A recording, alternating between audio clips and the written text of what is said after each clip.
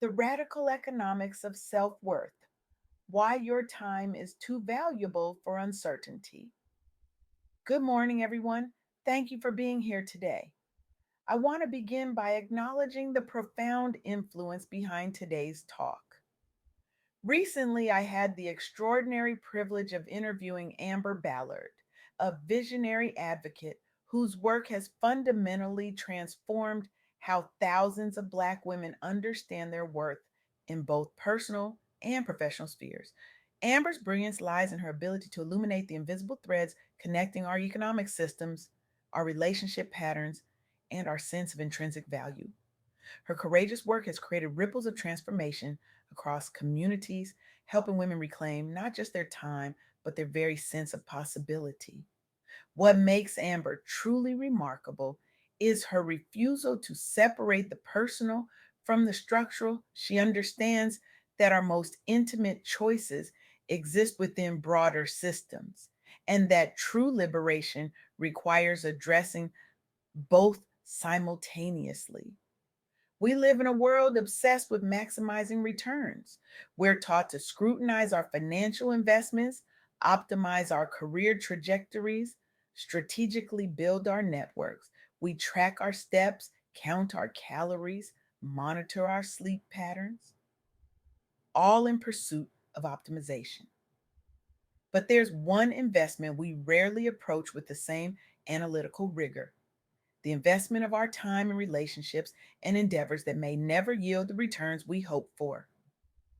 Think about it. When we invest money, we research extensively, we analyze potential outcomes, we diversify to mitigate risk, we cut our losses when necessary. Yet, when it comes to investing our time, our most finite, non renewable resource, we often operate with far less discernment, particularly in our personal relationships. This discrepancy becomes even more pronounced when we examine the experiences of Black women professionals and entrepreneurs. The data reveals something remarkable. Between 2019 and 2023, businesses owned by women grew almost twice as fast as those owned by men. Many of these were led by African American founders who overcame unique challenges related to both gender and racial bias. These women weren't just building businesses, they were reclaiming their agency, often after years spent in situations where their value wasn't recognized. But here's where it gets interesting. The conventional wisdom suggests that success requires sacrifice, that to achieve greatness, you must be willing to endure hardship, to push through difficult circumstances, to stay the course even when the path seems uncertain. And there's truth in that. Persistence matters. However, what if some of our most deeply held assumptions about persistence are fundamentally flawed? What if, in some contexts, staying isn't strength, but a subtle form of self sabotage? What if the most courageous thing you can do isn't to endure, but to walk away? Consider Arlen Hamilton's story. Before founding Backstage Capital, Hamilton experienced periods of homelessness. The conventional narrative might suggest she should have sought stability at any cost, taken any job, accepted any partnership, stayed in any situation that offered basic security. Instead, she made the counterintuitive choice to pursue her vision of creating a venture capital firm focused on underrepresented founders. Imagine that moment of decision. Imagine standing at that crossroads with nothing but a vision that no one else could see. Imagine the voices, both external and internal, questioning your judgment, suggesting that you're being impractical, irresponsible, perhaps even selfish. Now imagine having the courage to say, my time is too valuable to invest in pathways that don't align with my deepest values, even if those pathways offer immediate comfort. Today, Backstage Capital has invested over $20 million in more than 200 companies led by women people of color, and LGBTQ plus individuals. Hamilton's refusal to invest her time in paths that didn't align with her values, even when those paths might have offered immediate comfort, ultimately created opportunities for hundreds of others. This isn't just about entrepreneurship, it's about a fundamental recalibration of how we value our time, our talents, and ultimately ourselves. The research reveals a troubling pattern. Black women entrepreneurs face significantly higher barriers to accessing credit and capital. A study from Brazil showed that only 24% of Black women have formalized businesses, compared to 41% among white women, largely due to discriminatory credit practices. These entrepreneurs face interest rates of 29.3% per annum, compared to 20.3% for men, with lower loan amounts available for business formation and growth. These systemic barriers don't exist in isolation. They're part of a broader context that shapes personal choices, including relationship dynamics. When financial institutions communicate that your dreams aren't worth investing in, it becomes easier to accept similar messages in other areas of life. When society consistently undervalues your contributions, it becomes harder to recognize when your time and talents aren't being appropriately valued in personal relationships. But here's where the story takes a fascinating turn. The same study found that where support systems were robust, particularly peer mentoring groups, more enterprises survived beyond 3 years despite limited initial capital access. Community became the counterbalance to institutional exclusion. Women who were told no by traditional systems created their own networks of affirmation, practical support, and validation. This pattern repeats across contexts. When traditional pathways are blocked, innovation emerges. When conventional support systems fail, new ones form. When established institutions say no, determined individuals find another way forward. Amber Ballard's insights reveal a profound truth. Recognizing your intrinsic value isn't just about feeling good about yourself, though that matters tremendously. It's about making strategic decisions about where to invest your most precious resource, your time. Think about the mathematics of time for a moment. Each of us has approximately 4,000 weeks in a lifetime. That's it. No extensions, no rollovers, no accumulating unused days for future use.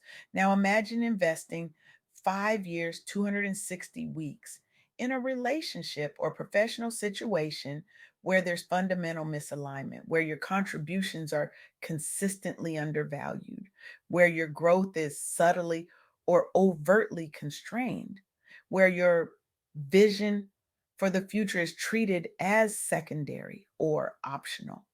That's 6.5% of your total lifetime allocation gone, non refundable, non transferable. This isn't about encouraging impulsivity or suggesting we should abandon commitments at the first sign of difficulty. Growth often requires working through challenges. Building anything meaningful demands persistence through obstacles. But there's a critical distinction between productive investment and diminishing returns, between healthy challenge and fundamental misalignment, between temporary difficulty and structural devaluation. The rise of women led startups, particularly those founded by Black women, offers a compelling case study. Many of these founders launched their ventures after major life transitions, including leaving long term but unfulfilling relationships.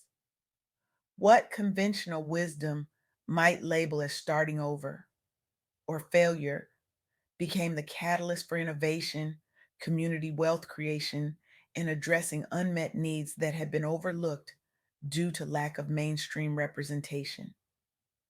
These entrepreneurs didn't just build businesses, they created jobs, they generated wealth that circulated within communities, they developed products and services that solved problems others hadn't recognized or prioritized.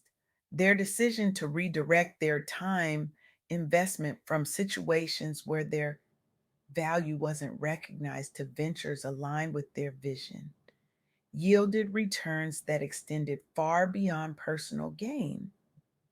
This pattern challenges our fundamental assumptions about success and failure, about commitment and boundaries, about loyalty and self preservation.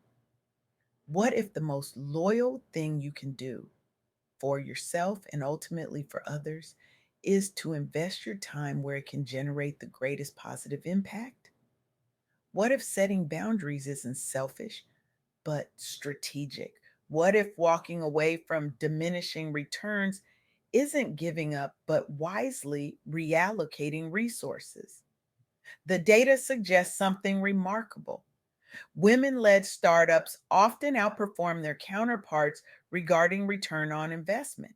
This success is attributed partly to greater team diversity and inclusivity fostered through lived experience and resilience. These founders aren't succeeding despite their boundaries and values. They're succeeding because of them. Consider how this principle might apply beyond entrepreneurship. What would change in your personal relationships if you truly believed your time was too valuable to invest where there's no mutual commitment? What would shift in your professional life if you approached each opportunity with the same discernment you'd apply to a financial investment? This isn't about encouraging transactional thinking in our human connections. Quite the opposite. It's about recognizing that meaningful relationships, whether personal or professional, involve mutual investment, shared growth, and aligned values.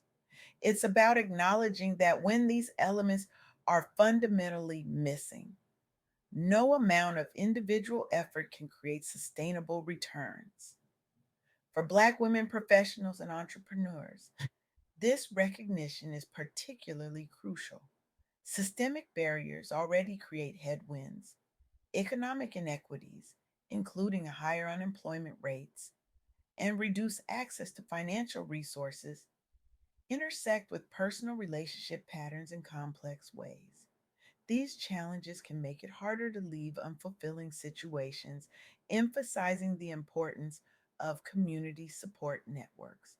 But here's the transformative insight: stepping into entrepreneurship or any form of self directed purpose can be a powerful path for reclaiming agency after difficult relationships. It's not just about economic independence, though that matters. It's about reconnecting with your intrinsic value, your vision, your capacity to create impact on your own terms. So I challenge you today: examine where you're investing your time with the same rigor you'd apply to a financial portfolio. Ask yourself, is this generating returns aligned with my values? Is this creating the impact I want to have in the world? Is this building toward a future I truly desire? Remember that every moment you invest in situations of fundamental misalignment is a moment you cannot invest elsewhere.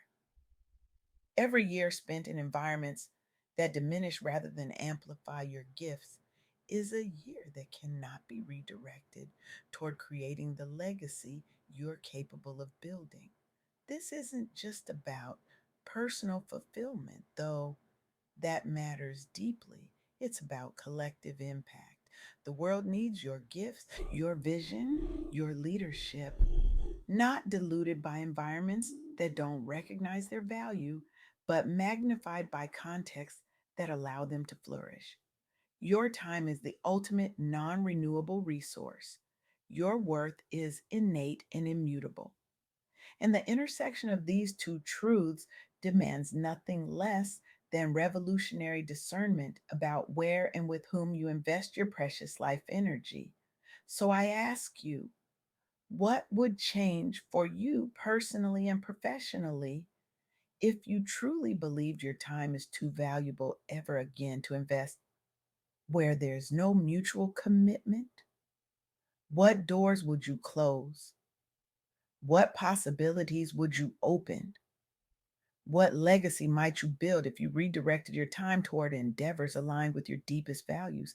The answer to these questions might just change everything, not just for you, but for all the lives your fully expressed gifts are waiting to touch. Thank you